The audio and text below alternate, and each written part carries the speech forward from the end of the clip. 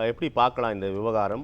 எதிர்த்தரப்பில் வைக்கக்கூடிய குற்றச்சாட்டு, இதற்கெல்லாம் எல்லா முகாந்திரமும் இருக்கிறது, எல்லா தரவுகள் இருக்கிறது, களம் இப்படி தான் இருக்கிறது அப்படின்னு பார்க்குறோம். இந்த வாதத்தில் அப்பெல்லாம் பெருசாலாம் எடுத்துக்க வேணாம், நம்ம அதை கடந்து போயிடலாம், அப்படி தான் பேசுவாங்க என்ற வாதத்தையும் நம்ம பார்த்தோம். இப்படி பார்க்கலாம் கந்தசாமி.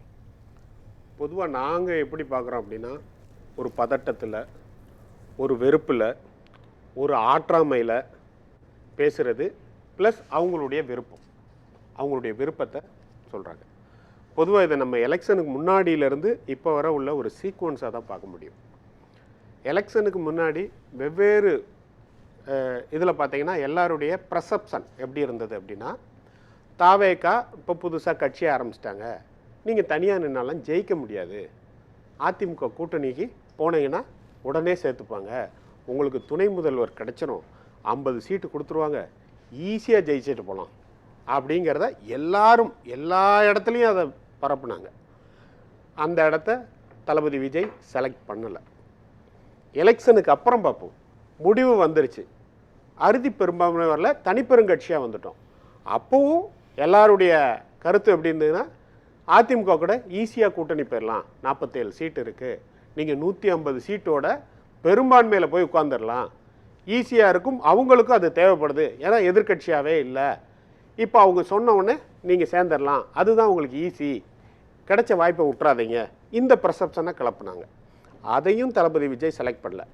அவர் ஒரு கொள்கை கோட்பாடோடு எலெக்ஷனுக்கு நிற்கிறதுக்கு முன்னாடியும் காங்கிரஸ் வந்தால் நல்லாயிருக்கும், விடுதலை சிறுத்தை வந்தால் நல்லாயிருக்கும், கம்யூனிஸ்ட் வந்தால் நல்லாயிருக்கும் அப்படிங்கிற ஒரு விருப்பத்தில் தான் தாவேக்கா இருந்தது. அதுக்கப்புறமும் அவர்களுக்கு மட்டும்தான் லெட்ரு கொடுத்தாங்க. லெட்ரு கொடுத்து எங்களுக்கு ஆதரவு கொடுங்க அப்படின்னு ஒரு ஹார்டான ஒரு வேயை மட்டும்தான் செலக்ட் பண்ணமே தவிர, ஈஸியாக இருக்குது, பதவி கிடச்சிரும், உட்காந்துடலாம் அப்படிங்கிறத எந்த இடத்துலையும் செலக்ட் பண்ணல.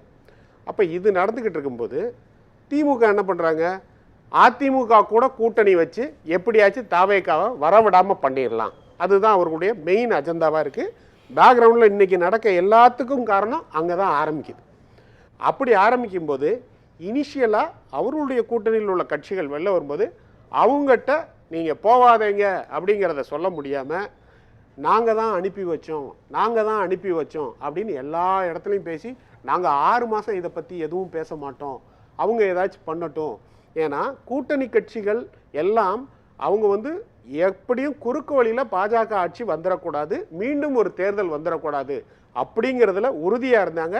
அந்த சூழ்நிலையும் தாவேக்கா அதிகமான நம்பர் இருக்கிறதுனால ஈஸியாக இவங்களால் மட்டும்தான் இன்றைக்கு ஆட்சி அமைக்க முடியும் அப்படிங்கிற நம்பர் தாவேக்கா அவர்கள்ட்ட மட்டும்தான் லெட்ரு கொடுத்தாங்க, அவங்களுடைய ஆதரவு தான் கேட்டாங்க. அப்படிங்கிறது சேர்ந்து தான் இந்த கூட்டணி அரசே உருவாச்சு.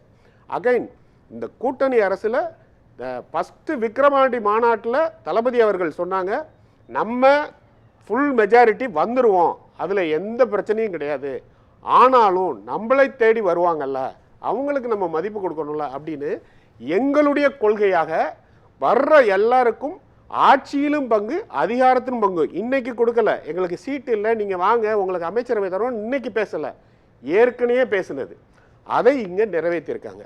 அப்போ இப்படி போகும்போது அகைன் ஒவ்வொரு இடத்துலையும் பார்ட்டி ஃபண்டு அது இது அப்படின்னு பெரிய பெரிய விஷயங்கள். எப்போதுமே ஆட்சி மாறும்போது இங்கே கமிஷன் கொடுக்கறது போல அங்கே கமிஷன் கொடுப்பாங்க, இங்கே கான்ட்ராக்ட் எடுத்துக்கிட்டு இருந்தவங்க அப்படியே அங்கே போயிடுவாங்க, ஸ்மூத் டிரான்சாக்ஷன் நடக்கும்.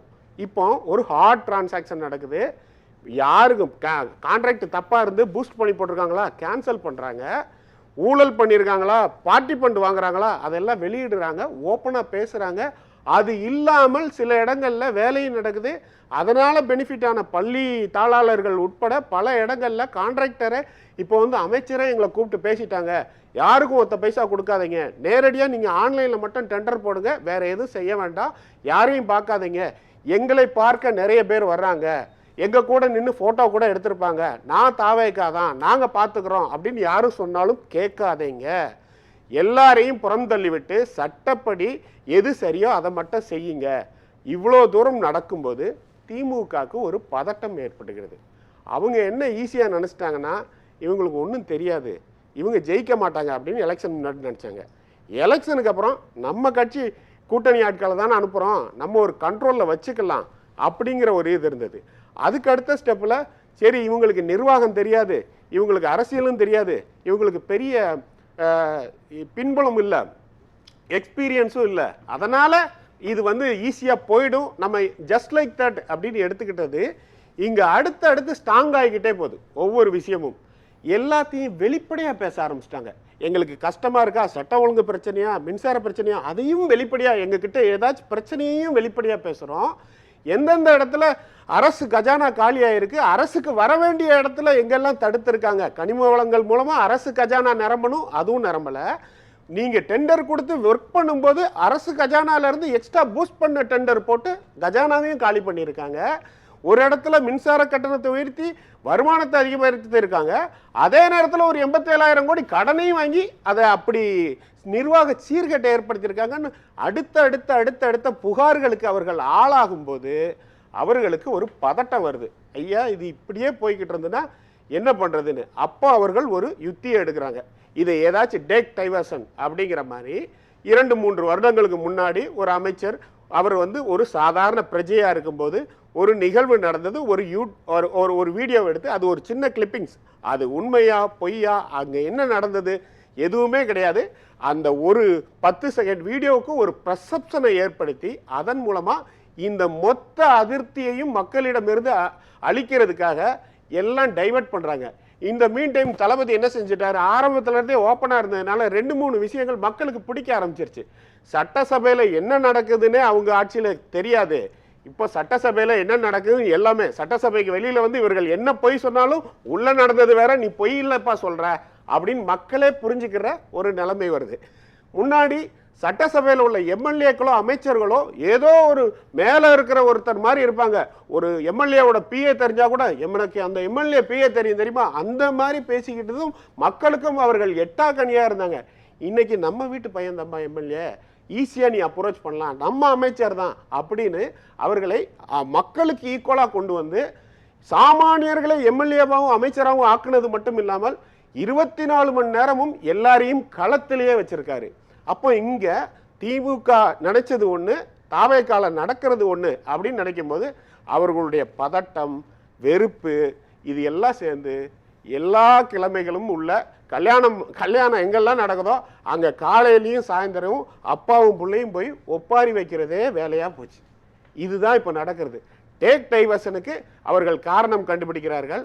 ஆனால் நாங்கள் நிமிர்ந்த நன்னடை நேர்கொண்ட பார்வையாக போய்கிட்டே இருக்கோம்.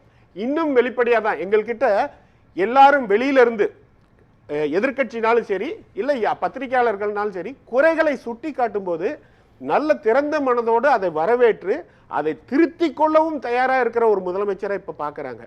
அது மட்டும் இல்லை, முதலமைச்சர் அப்படின்னாலே அப்படி இருக்கிற இடத்துல முதலமைச்சர் எங்கள் அண்ணன் அப்படின்னு எல்லா பெண்களும் எல்லா இளைஞர்களும் கொண்டாடிக்கிட்டு இருக்காங்க. இப்போ அவர் அந்த அந்த இதுவரை உள்ள பாலிடிக்ஸில் உள்ள எல்லாத்தையும் அடித்து உடைச்சிட்டாங்க. மணியண்ணன் சொன்ன மாதிரி தான், அந்த ஜாதி மதம் பணம் எல்லாத்தையும் உடைச்சாச்சு.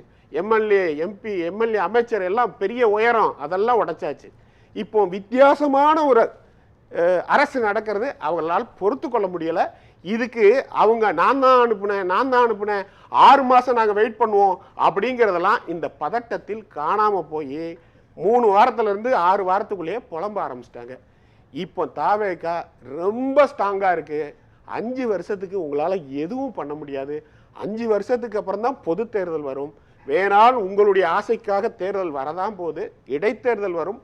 அப்போதும் நீங்கள் மண்ணை கவ போகிறது உறுதி. இடைத்தேர்தல் வந்து அதாவது இயல்பாக உருவாக்கப்படுகிறது. அதற்கு தாவேக்கா காய்களை நகர்த்தி இருக்கிறது பிரதானமான குற்றச்சாட்டு. அதுக்கு காரணமும் திமுக அதிமுக தான். அவர்கள் என்னைக்கு ஒருத்தருக்கு ஒருத்தர் கூட்டணி சேர்ந்து தாவேக்காவை எதிர்க்கணும்னு முடிவு பண்ணிட்டாங்களோ அவங்க கட்சிக்காரங்க அவங்கள எதிர்க்க ஆரம்பிச்சிட்டாங்க. எந்த இடத்துலையுமே எங்களுக்கு ஆள் பிடிக்கிற வேலை தேவையே இல்லை. ஏன்னா நாங்கள் ஆள் பிடிக்கணும்னு முடிவு பண்ணோம்னா, பதவி மட்டும்தான் வேணும்னு முடிவு பண்ணா ஈஸியான வழியை பிடிக்காம கூட வராங்க. அவங்க கட்சியில பிடிக்காம கூட வராங்க. ஆனா வருகின்ற நபர்கள் மீதான நம்பகத்தன்மை, அவர்கள் நேர்மலா இருக்கு இல்லையா, தூய சக்தி தீய சக்தி எல்லாம் தலைவர் எப்படி இருக்காங்களோ அதெல்லாம் விட்டுறீங்களே அப்படின்னு கேக்குறாங்க. தலைவர் எப்படி இருக்காங்களோ அப்படிதான் தொண்டர்கள் இருப்பாங்க. எங்க தலைவர் என்ன சொன்னாரு, முதலமைச்சர் ஆகும்போதே நம்ம தான் ஜெயிச்சிட்டோம், ஒரு ஆட்டம் ஆடி பார்த்துடலாம் அப்படின்னு யாராச்சும் நினைச்சீங்கன்னா ரப்பரை வச்சு அழிச்சிருங்க. உங்க கட்சிக்காரங்களுக்கு. ஆமா, அது தாவேகாவின் இருக்கு. எல்லாருக்கும் பொருந்தும். கட்சிகளிலிருந்து வரக்கூடிய நபர்களுக்கு அது பொருந்துமான்னு கேக்குறாங்க. தாவேகாக்கே பொருந்தும்னா எல்லாருக்கும் பொருந்தும். அது ஒண்ணு. ரெண்டாவது, உலகத்திலேயே எங்கேயும் நடக்காத மாதிரி, இந்தியாலேயே எங்கும் நடக்காத மாதிரி, தமிழகத்துல இதுவரை நடந்துராத மாதிரி, முதலமைச்சர்ல இருந்து எம்எல்ஏ வர எல்லா மீட்டிங்லயும் நாங்க ஒரு பைசாவை தொடமாட்டோம், எங்க கூட இருக்கிறவங்களையும் தொட விட மாட்டோம். இதுக்கு தில்லு வேணும் இதை சொல்றதுக்கு. இதுவரை யாரும் சொன்னதில்லை, சொல்லவும் மாட்டார்கள். அப்போ நாங்க கட்சிக்குள்ளேயும் சரி நிர்வாகத்துக்குள்ளேயும் சரி நாங்க என்ன கொள்கையை எடுத்துக்கிட்டு இருக்கோமோ இதை ஏற்றுக்கொள்பவர்கள் மட்டும்தான் உள்ள வர முடியும். நீங்க உள்ள வந்து வித்தியாசமா எதுவும் செய்ய முடியாது. நீங்க யாரா வேணாலும் இருங்க. தாவேக்காவே இருந்தா கூட, என் கூட போட்டோ எடுத்திருந்தா அப்படின்னு நீ காட்டினா கூட தப்பு பண்ணா தூக்கி உள்ள வைன்னு இருக்காரு. அது எல்லாருக்கும் பொருந்தும்.